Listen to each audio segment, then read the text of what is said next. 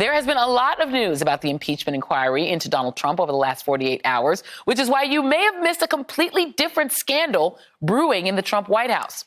Earlier this week, the Southern Poverty Law Center released a trove of over 900 emails from White House advisor Stephen Miller to the right-wing news outlet Breitbart. The emails were sent between 2015 and 2016 before Miller entered the White House, but overlapping with the period when he worked for the Trump presidential campaign.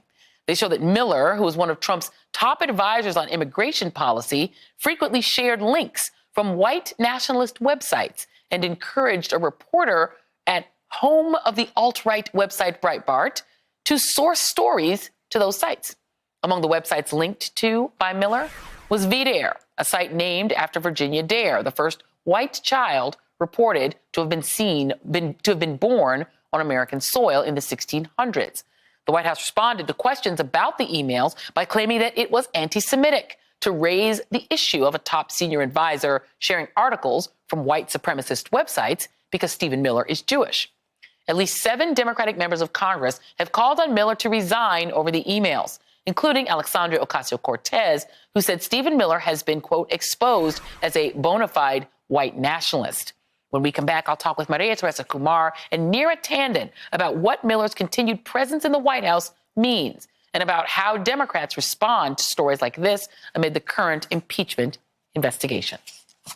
The Statue of Liberty says, give me your tired, your poor, your huddled masses, yearning to breathe free. Doesn't say anything about speaking English or being able to be a computer programmer. The Statue of Liberty is a symbol of liberty enlightening the world. It's a symbol of American liberty lighting the world. The poem that you're referring to that was added later is not actually part of the original Statue of Liberty.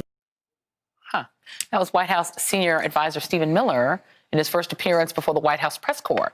New emails show Miller regularly emailed a reporter at the right-wing news site Breitbart with links to articles from white supremacist websites. Joining us now is Maria Teresa Kumar, president and CEO of Voto Latino and an MSNBC contributor, and Neera Tanden is also back with us. And I'll start with you, Maria Teresa. This is part of the story.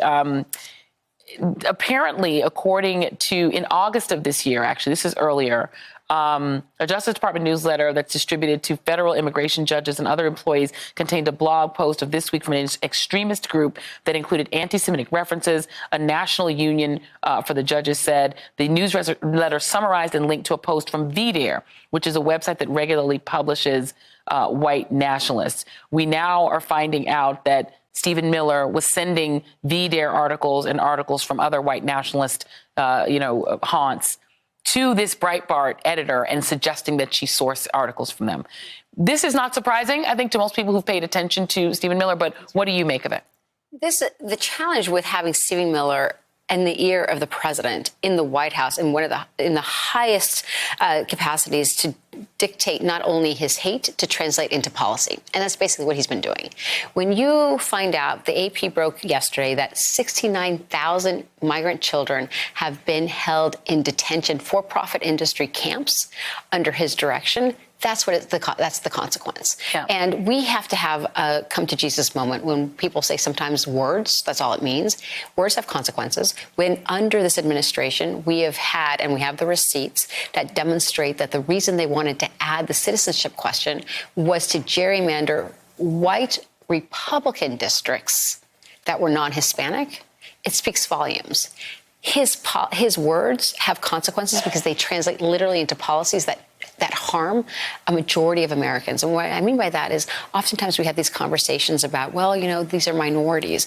Well, minorities represent 40% of the people of who we are. That's 135 million Americans. And they are disproportionately impacting people's everyday lives where people are feeling less safe.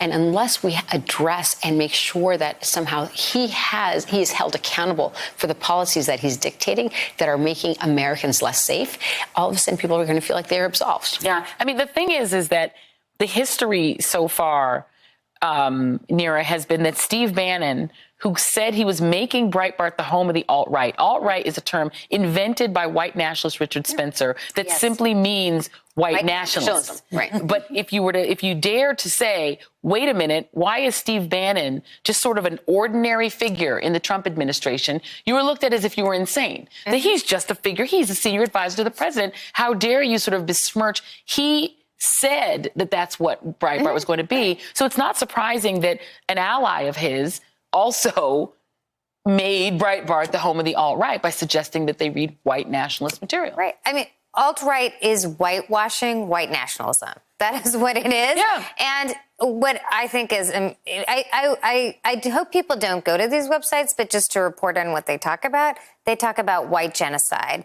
They talk about cleansing people of color from this country.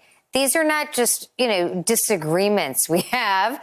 These are policies that promote America as only a place for white people. And as Maria Teresa said, this administration has policies that talk about immigration, which is really essentially about immigration for white people. But I would like to note that it is something that we should just not feel is normal to have a white nationalist or a person espousing white nationalist views in the corners of the White House, the Domestic Policy Council, the normal policy structures of the White House.